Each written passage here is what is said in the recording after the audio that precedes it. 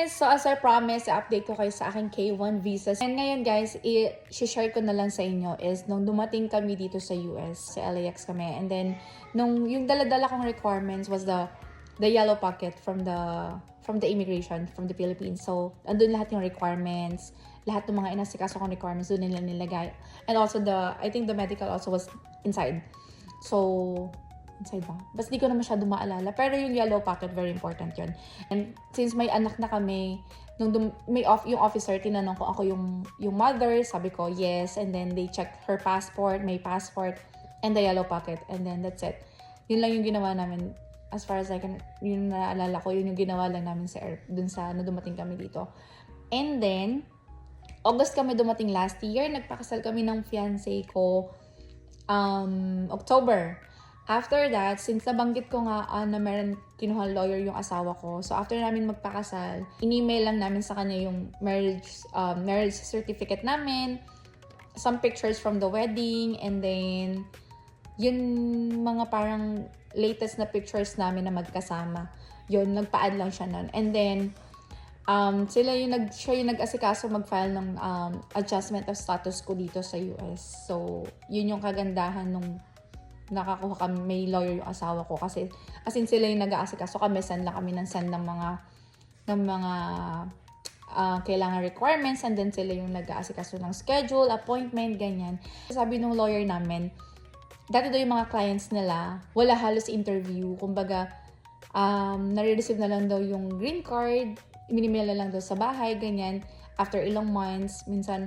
Tapos, depende daw sa case kung may interview ka. Pero kapag okay naman yung requirements mo, wala naman daw interview.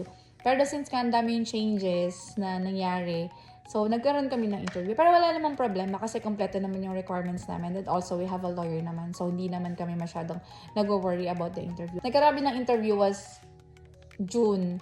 Kaso nga, ang nangyari pa, nagka-problem pa kasi, di ba, ang daming gulo-gulo nitong this past few months, parang ang daming mga gulo-gulo na that day, yung immigration na pupuntahan namin was closed. Hindi sila nag-open kasi may gulo dun sa labas. Parang may mga ano. So, na-reschedule kami. So, ang nangyari, yung interview namin was nangyari July. And then, during the interview, para pinagdala pa din kami nung attorney namin ng mga pictures namin. Alam ko, tanda ko nun mga pictures namin na ilang pages din yung print out ko nun na parang mga magkakasama kami dito.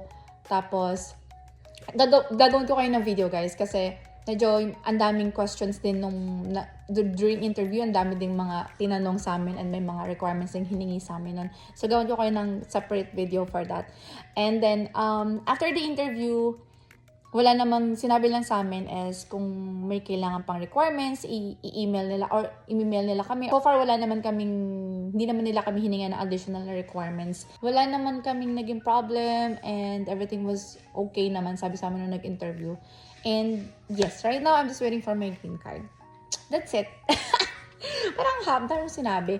Pero kung meron naman kayong mga questions about K1 visa and kung may mga kailangan kayong na-related sa case ko, just let me know, just leave a comment, and then pag okay naman and kaya ko naman sasagutin ko naman. So yun guys, i-update ko kayo kapag nakuha ko na yung aking green card. That's it, bye! Thank you for watching! Gagawin ko nga pala kayo ng video about sa mga requirements and mga kaganapan about the interview last year. So, bye!